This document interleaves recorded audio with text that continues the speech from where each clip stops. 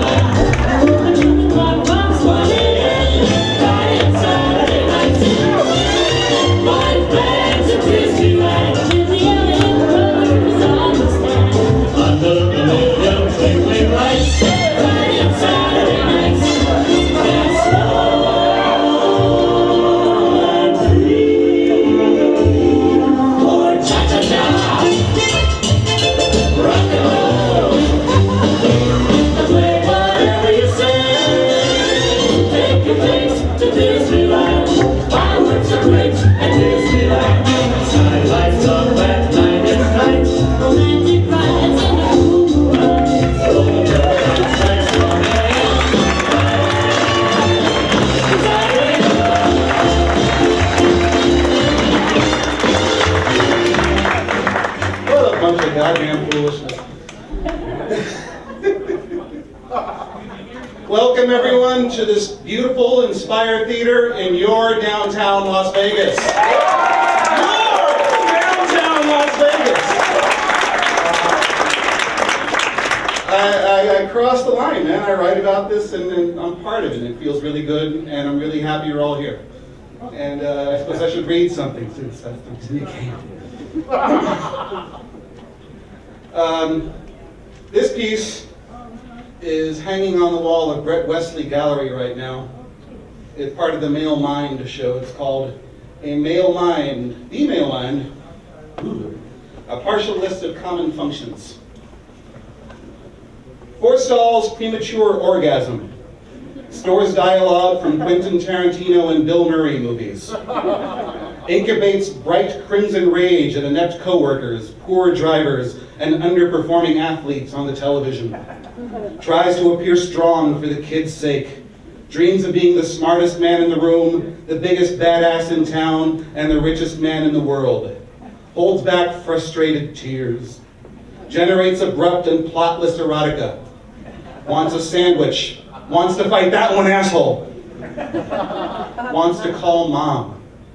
Dismisses all but the hardest won lessons. Flatters the reflection in the mirror. Worries, explodes, rebels. Wonders how dad would have fixed this thing.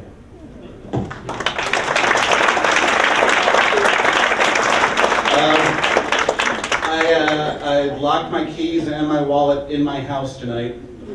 And that's the other flub of the evening. The first one is we're having problems with the video, so while I'm reading this next piece, stuff is going to be happening behind me. Pay it no mind. I hope stuff will be happening.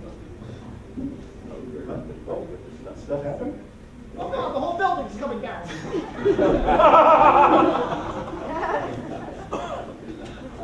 Oh great, the seats are filled. And there's one left. Does anybody from the back want to come sit up front? All right. This next piece, I lived in Seattle for 10 years. Who's familiar with the great Seattle business area? And I love the city. I didn't get on so well with the people, so this is kind of my ode to the people of Seattle, and I know James Reese is going to love this. It's called How I Missed Your Mother. Ultimately, I decided to steal her phone because I didn't want to talk to her.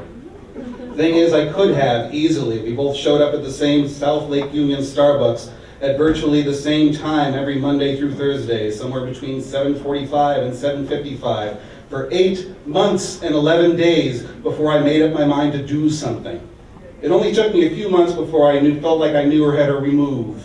By then I knew every pair of office heels she owned, and knew when she was going to be on the verge of getting her flowing black and purple hairdo refreshed. She was a true-born Seattle rock star, and I fancied myself her only fan, though the ring on her finger told me otherwise. But I didn't speak to her. Not even when we stood together at the counter mixing near scientific quantities of low-fat milk and raw sugar into our Americanos. Quite unconsciously, I switched my usual order to match hers. And not on July 18th, when I noticed the ring had disappeared from her finger and stayed gone. I could have complimented her look. I could have asked her which division of Amazon she worked in. I already knew. Or I could have simply held the door for her. I did none of these things. And she didn't speak to me either. I chalked it up to one of two things. It was either the infamous Seattle freeze, the social awkwardness that consumed everyone in town, locals and transplants alike. Seattleites only spoke to each other if they couldn't figure out how to get out of an interaction, like if you pass someone on a crowded sidewalk and a good morning or an excuse me has to be spoken to fulfill expectations. But there's ways around that too. There was always a book to be immersed in, a very important text to be looked at, or a to-go coffee to be made. The other possibility was that she had simply decided she didn't like me very much. That wasn't out of the question. It could have been my face or my hair or my anything. Not every atom in the universe is meant to collide. I didn't make a conscious decision not to talk to her any more than I made a decision to steal her phone. Everything happened in a rush. She got her Americano, she was preparing it at the counter when she got into a loud conversation with a friend. It finalizes this week, she said. So fucking tired of this thing dragging out. I'm totally ready to move on. They walked out together. I watched them cross the street and hop the streetcar to Westlake Center. And then I noticed she'd left her phone right there by the sugar and the stir sticks. I pocketed it as naturally as someone who had been stalking a pretty girl for nearly a year. I walked briskly to the Lakeshore Park, my heart beating angrily, my insides were turning against me, burning with rage and disappointment. But I didn't care. I had to look at her phone, had to know the things I could have found out by asking her some simple and innocuous questions. Sitting down in the park and taking a quick, furtive look around to make sure I hadn't been followed, I took her phone out of my pocket. It wasn't locked, so I went straight to her photo gallery, looking at pictures of the ex-husband, pictures of new boyfriends or girlfriends, pictures of children or pets. And what I found was pictures of me. She had easily 24 of them, mixed in with pictures of friends and hiking trails. There were pictures of me ordering coffee, pictures of me getting on and off the streetcar, even pictures of my shoes. I couldn't process what I was seeing. At first I was confused. Was I looking at my own phone? I checked. It was still in my coat pocket. Then I felt a sudden giddy delight. She noticed me. All the time I was clocking her, she was watching me right back. We were ships passing in the night, snapping inconspicuous hip shots at the tolling of the bells. But then I realized something. I had cornered myself. The ground sank under me as it dawned on me that I couldn't do a damn thing with this sudden good news. I couldn't take the phone back to the coffee house and leave it. What if she'd gone back and asked about it? I couldn't even tell her that I grabbed her phone thinking it was mine. They were nothing similar. I very nearly left the phone on the bench, thinking that someone would pick it up and return it, but someone could just as easily take it and keep it, perhaps mining it for personal information. Someone who could use the phone to stalk her. I held it in my hand, and after a moment's deliberation, I hurled it into Lake Union. I watched it tumble end over end, throwing back an occasional glint of reflected light from the sun that had, just at that moment, broken through the gray cloud. And just like that, both vanished. The phone hit the water, and the sun, unimpressed, turned its face away. And as I walked away, sipping my coffee, I couldn't help but feel I'd handled the whole thing very well.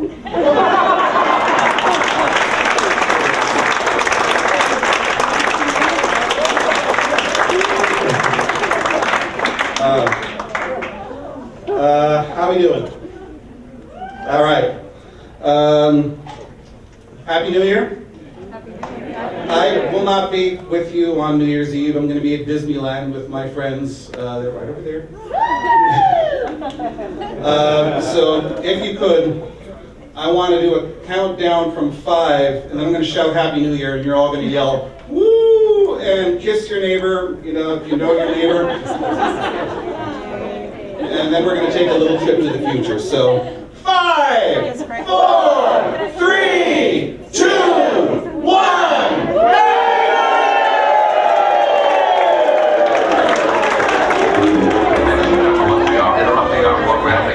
Roll the moon sequence, please. The round devoted to things of the future.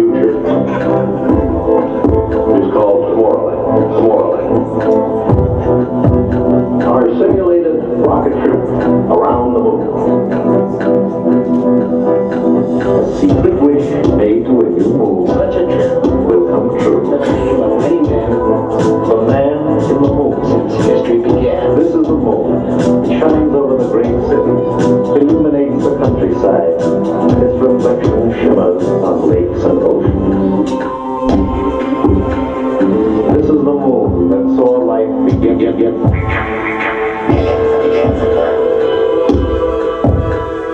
We see nothing but the dark shadow side. Filled with rain. Red moon doth glow. White moon doth neither rain nor snow. Caesar once said that the dark of the moon is the best time to start a battle.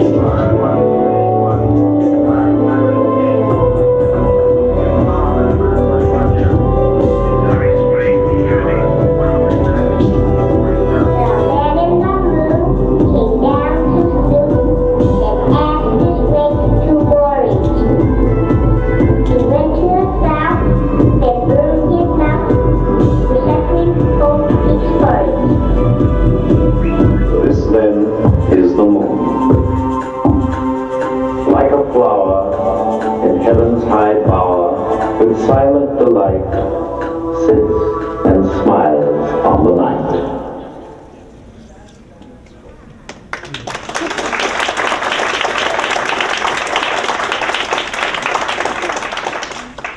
My parents got engaged at the 1964 New York World's Fair.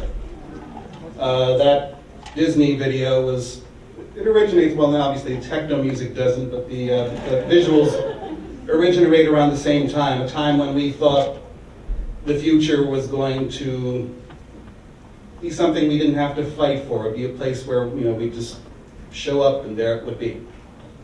And I think it still can be. And I'm going to read a piece from my unpublished novel.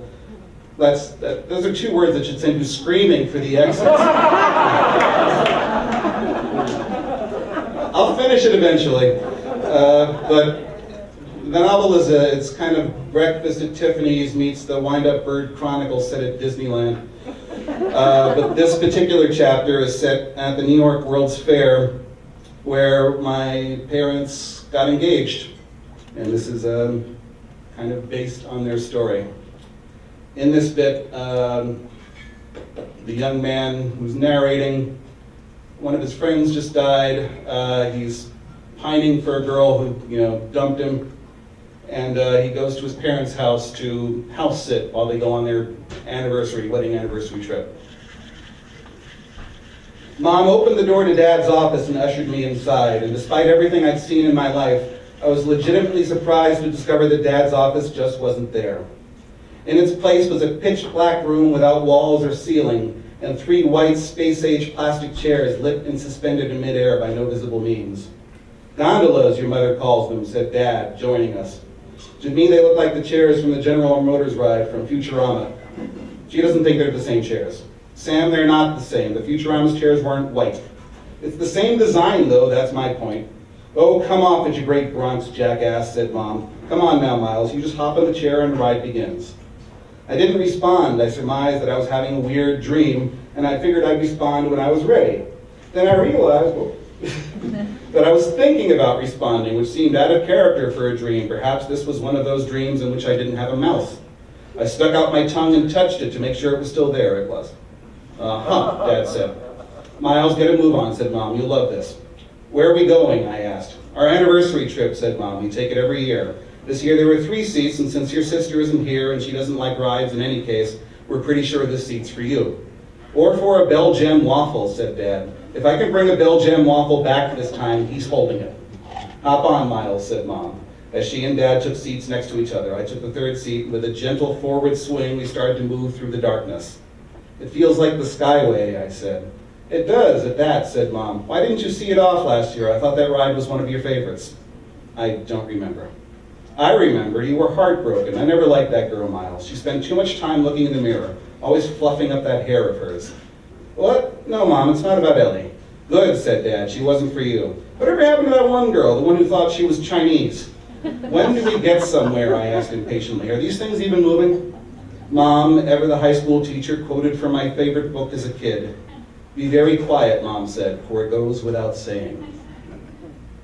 And with that literary incantation we quieted, and the gondolas lurched slowly forward, floating smoothly through the darkness. It felt like we were moving, but there were no reference points by which I could judge our speed. Not until we rounded a corner and burst into the light and frenzy of the 1964 New York World's Fair in Flushing Meadow, New York. It looked like a busy weekend day, and the crowds were dense in the court of the astronauts, but they seemed to pay us no mind as we hovered past them, following the pool of reflections toward the Unisphere. I was so delighted that for at least 30 seconds or so, I forgot to be shocked. Look how everyone's dressed, said Dad, like they just came from church. I miss those days sometimes. You dress like an unmade bed, dear, said Mom. Let your son have his moment. I didn't need to be told. Instinctively, I reached for my camera and realized I'd left it on the bed. The Unisphere loomed larger on the horizon, and we zipped past the rocket thrower as if he was nothing. I forgot my camera. Use these, said Dad, pointing at his eyes. They're even better. They take pictures in 3D. We circled the Unisphere in a long, lazy arc, hugging the edges of the court of the president. Our gondolas turned sideways to face it, and I stared at it as hard as I could. I'd seen this steel globe before in my own time. The Unisphere is one of the few remaining pieces of the '64 fair that still stands today. But seeing it in context, with the sun glinting off its burnished metal continents and surrounded by admiring crowds, was something entirely different. I could smell popcorn in the air, hear the music of some far-off marching band playing Sousa, and for a hot second I could have sworn I spotted Gary Winogrand photographing some gossiping girls on a park bench. I've been to the Palace of Fine Arts and sat on the Montmartre steps, said Dad, and you know how many hours I've spent at the end of Main Street looking at the castle. None of that comes close to how I felt when I stood here for the first time, Miles. I was a wise-ass kid who had no earthly notion of how big the world really was. This was my first clue. How is this possible? I began, but Mom cut me off. Just enjoy it, hon. Believe your own eyes. We proceeded past the New Jersey Pavilion and got a tantalizing look at the New York State Pavilion before rounding another corner, and the fairgrounds seemed to fold up like an accordion map. When the scene had unfolded itself, we were in the transportation area, drifting through the shadow of the Futurama Pavilion's giant fin. The crowds seemed to part for us naturally, with people stepping aside for us at the last instant. It's even bigger than I imagined it, I said, gawking up at the GM logo atop the fin. Do we get to go on this one? No, wrong one, said Mom.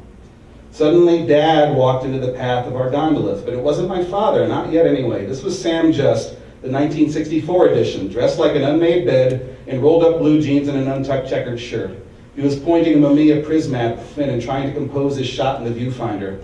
True to the rules of the game, he stepped out of our way at the last possible second and bumped roughly into a pretty Latina girl in a Jackie O-style yellow day dress. She had a bobbed hairdo, and she was my mother, the former Anna Valencia. The gondola slowed only long enough to show a quick look between the two of them. Young Sam blurted out an apology while young Anna smiled demurely and said, "That's quite all right." And then, confounding my every expectation, they separated. She turned to leave with a gaggle of friends, and he waved his hand in a jaunty salute. He looked like a fool. "Smooth move, X-Lax," said Mom, leaning over to Dad's gondola to punch him on the arm. "That's it?" I said. "That's how you guys met." "No," said Dad, "that was just first contact. Watch this one." Young Sam looked after young Anna, frowning. Then, with a burst of resolve, he took off running after her party, heading west on the Avenue of Transportation. "Way to go," said Dad, applauding. "He does that every year," said Mom, as our gondolas turned to follow their young counterparts at a respectful distance. "Your father applauds himself. He takes great delight in watching himself do the right thing." "How come you've never told me about this before?" I asked, this gondola trip. "Because we never remember doing this," said Mom. "We only remember being here when we come back here." Does that make sense? We've done this every year since our 10th anniversary, but once we leave here, we don't remember the visit for another year. "When we return," said Dad, "I think we remember the life lessons we learned from being here, because we've already learned them 30 years ago. These return trips just enhance our perspective." "Pay no attention to your father," said Mom. "All he's learned in these 3 decades we've been doing this is how to steer these things over the Belgian pavilion for waffles." All right, I'm going to skip ahead a bit here. They continue following them. You get the meet cute, and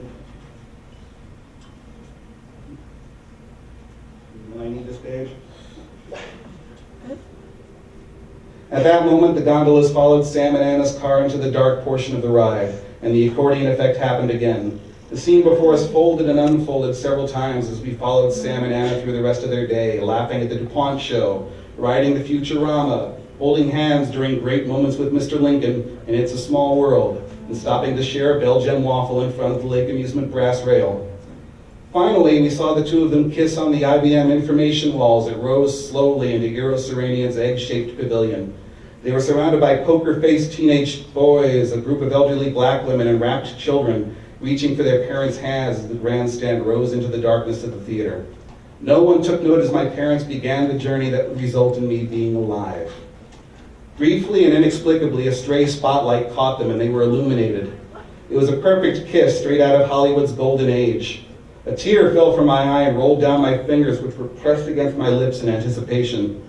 I realized that I might not have existed had IBM not entered a pavilion in this fair. And with that Fellini-esque flourish, said Dad, our relationship began. Oh, good Lord, said Mom, ignore that doofus and eat your waffle. Our gondolas had come to a rest at a table adjacent to the Belgium pavilion, and on the table were 3 strawberry and whipped cream covered Belgian waffles, one for each of us. Dad ripped into his with gusto, while Mom just dipped a finger into the whipped cream and touched it to the tip of her tongue. I stared at the Vatican pavilion off in the middle distance. Did you ever see the Pieta? I asked. Nope, eat your waffle, said Dad. Why not? The work was presented in some sort of ridiculous assembly line setting with conveyor belt and such, said Mom. You couldn't stop to admire it. I don't get it, I said. How could you two have fallen in love here? It's so phony. Never seemed that way, said Dad. It seemed like Paris of the 1920s to us. The whole world was here. We didn't have to go see it. There was romance here. It's a theme park, Dad. It's the world, said Dad. It just happened to be bunched together between the Van Wyck and the LIE for a couple of years. Miles, Mom asked, why aren't you eating your waffle? I shrugged. Does it matter if I do or not? This whole thing is a dream. Perhaps so, said Dad. But it's a damn fool thing to do, Miles, giving up on your dreams simply because they're dreams. I looked at him, and at the Vatican, and at Mom, who was regarding me sadly. Do you ever call that girl, Miles? What girl? You know which girl I'm talking about, that pretty Latina girl. She's married, Mom, and we were coming apart even before that. Nothing has to die, said Dad. Disney said that, didn't he? Disney or Bradbury, I said, and one of them is dead. You don't really understand, do you, son? You don't understand why you're so obsessed with this World's Fair, obsessed with Disneyland, obsessed with the world of tomorrow. Or maybe because you're just not feeling it right now. It's simple. It's because the future is your favorite holiday. I figured this out about myself years ago, long before you were born, even before I met Anna. When you and your mother and I think of the future, we don't think of a state of chaos and upheaval that has to be managed and directed as the future really is. We think of a place where we are comforted, where we're surrounded by art and people and fountains, big-ass fountains, Miles. We want the future to take us in. We don't want it to be a place where we have to kick the doors in, even if we're going to end up doing that anyway. We want it to be a place where we're expected, where we can allow ourselves the luxury of feeling sentimental, as if the future were with us all along. And that future only exists in 2 states, Miles, in dreams and in theme parks. I was struck dumb. Dad leaned over and poked at my waffle. He hasn't even touched his dessert, Anna. Don't worry, son, I'll save it for you.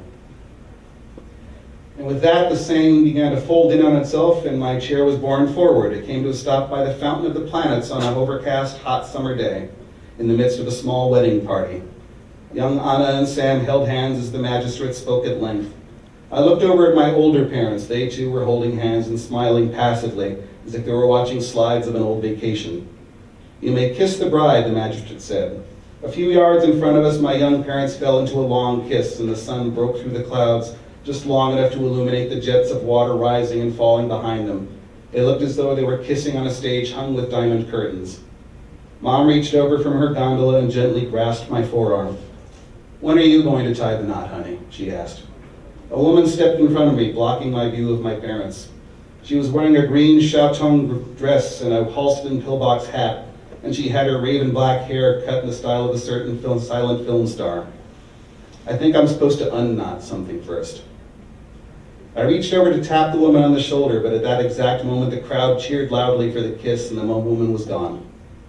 A moment later, quite naturally, I woke in my parents' spare bedroom, still wearing my clothes from the evening before. Sitting on the bedside table was a cup of coffee, still hot, and a waffle slathered with whipped cream and strawberries.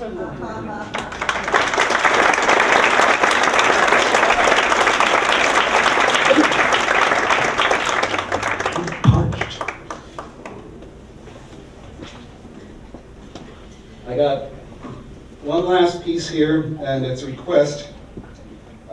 If you saw me 2 years ago at Cosmo, I read this one. And who saw me 2 years ago at the Cosmo? All right, bathrooms are there. Years ago, not so many years ago, I'm 22. A local musician said to me, he was complaining, he said, if you could fall in love here, that love would survive anywhere in the world. He meant that he didn't mean it as a compliment. But I took it that way, and I wrote this piece. A friend once said to me, if a love survives Las Vegas, that love could survive anywhere. Anywhere in the world. He didn't mean it as a compliment. Nobody, and I mean nobody, believes we're going to make it. They're standing around outside and making rude comments about our lifestyle, our comportment, the way we express ourselves. They'd even lay bets against us if they could. In here is where the betting happens, and they think they're too good to step foot in here. In here, we are unassailable. That's what the outsiders don't know and could never understand. They look in here and see volcanoes erupting and Rome burning. They see only the excesses and think we're being consumed by them. We see a table for two at Spago on a patio bathed in eternal twilight. Atlantis is sinking a few hundred feet to the west, but we could take it or leave it depending on how we feel after tiramisu. This is why we built a fucking civilization in the first place. So, after cocktails, dinner, and dessert, I suggest we walk off our trip to Rome. You smile and nod wordless agreement, and as we glide out of the restaurant, we grab 2 packs of matches each, more than anyone needs to burn this indoor Rome to the ground. But you don't say that. Instead, you read the name of the restaurant aloud, take a moment to flip it over in your head and say, "Oh, gaps. Oh, gaps," I repeat. Oh, the gaps between us, the gaps between what people think Las Vegas is and what it really is. The gaps between what others think we can do and what we will do.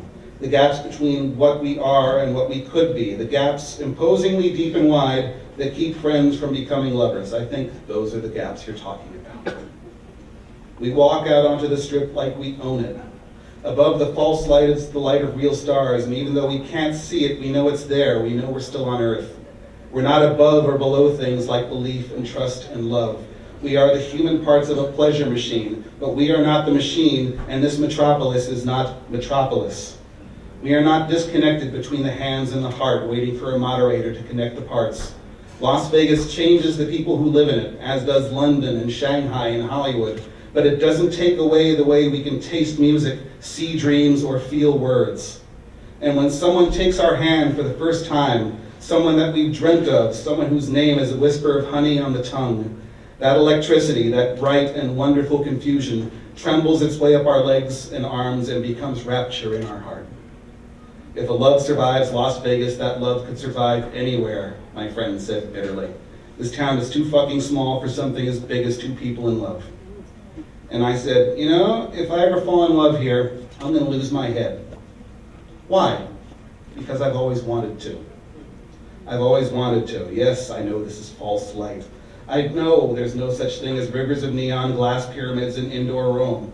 I know the assholes on the outside are right in their petty ways, that the machine is broken and it's going to take years before we can fix it. Some of us feel trapped and all of us feel misunderstood, but we can't be faulted for wanting to give our hearts and hands to something that others consider illusory, temporary. We want to love, and we want to love the world where that love was founded. And Las Vegas is part of that world, the same world that's big enough for anything.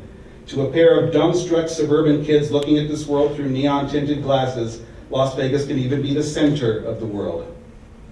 We walk hand in hand through body-to-body crowds and cool slivers of empty space, oh gaps. And when we turn away from the people and the cars and the lights, we look at each other and we're thrilled to discover again that this is real, this is happening now. We are at the apex of the history of the world, surrounded by postcard civilizations, pyramids, palaces, colosseums, and all of it is enormous and distracting, yet none of it half as amazing as the feeling of your hand in mine. From here, the rest is easy. You lean against the railing in front of the mirage and fill my eyes with you, porcelain and soft and beautiful and bathed in the light of a metaphor. We lean close, and in the moment before our first kiss, the wind kicks up and pulls the scarf from your hair, throws it into the volcano's flames. You've lost your head, I said needlessly. Don't worry, darling, you say. I've always wanted to. This is Las Vegas, the place where we fell together. And it's here that we're going to make a love that could survive anywhere in the world. It just won't be built in a day.